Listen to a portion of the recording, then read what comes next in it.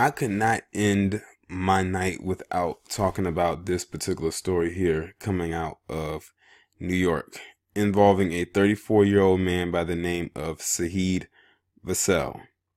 As you can see, he's right there on the right. Now, the object that you see there on the left is the shower head. It's a, the part, that the water comes out when you're taking a shower. This man is diagnosed with bipolar disorder. Or should I say he was?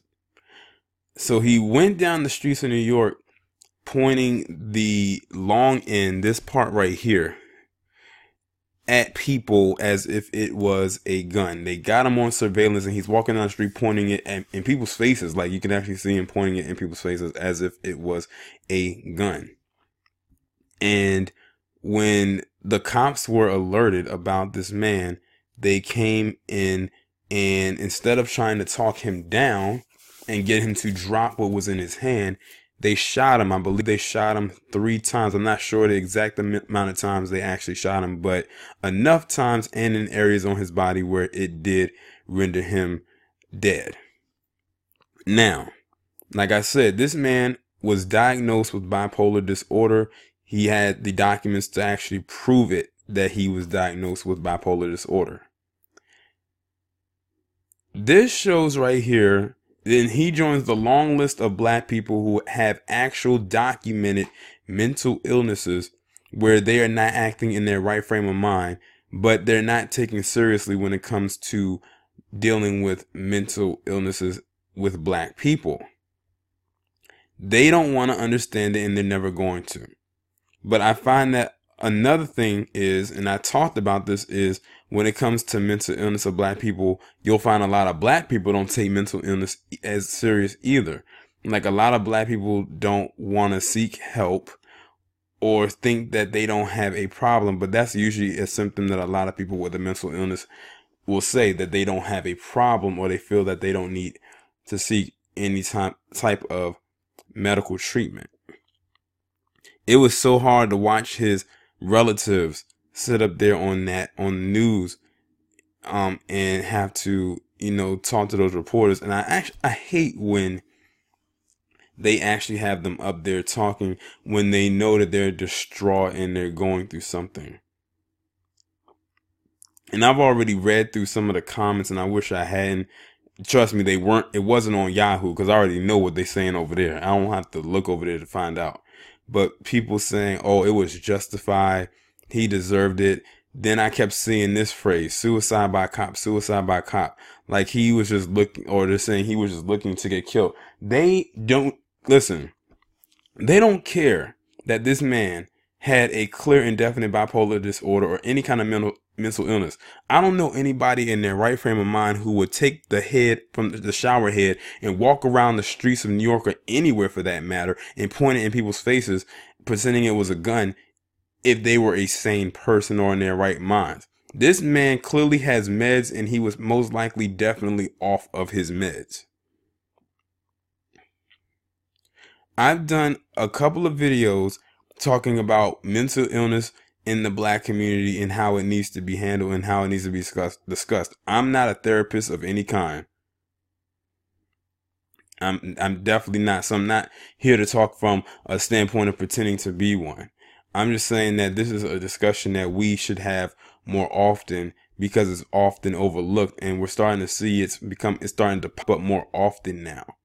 But another thing is, black in this establishment, and I'm going to echo some of the comments that my subscribers have made, black people in America or even across the globe are not allowed by society standards to be mentally disabled or emotionally disturbed. Whatever we do tends to be in our right frame of mind.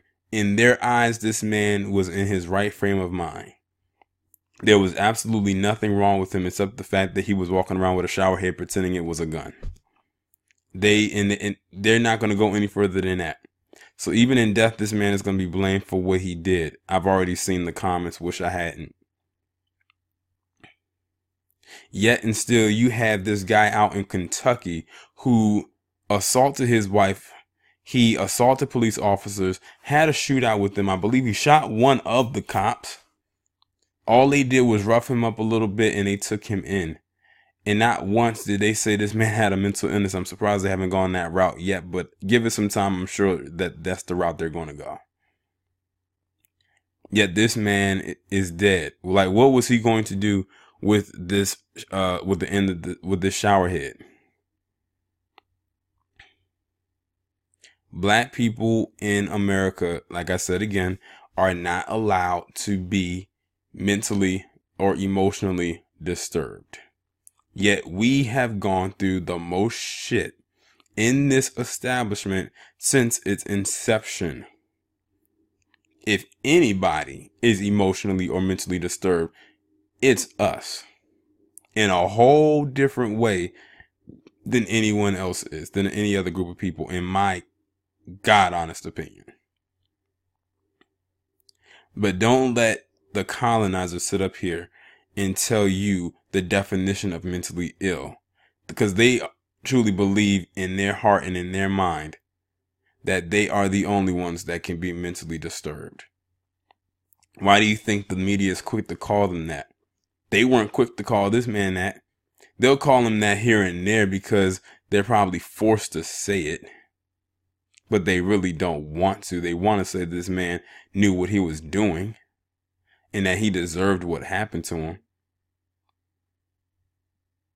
That's why I don't do the whole white splaining thing anymore, because they've already set in their mind and in their ways that he knew what he was doing and he deserved what happened to him. And then you had some of the people in the comments setting up their line saying, I usually don't agree with the cops on what they do, but in this case it was justified. They need to stop lying. You even had some black people, if they were even black, agreeing and saying that they were justified in what they were doing. I call them off-code Negroes, and I spell Negroes K-N-E-E-G-R-O-W-S. White people can get on code and stay on code with that mental illness BS, but when it comes to us, and this guy clearly had a mental disorder, oh well, the cops were justified.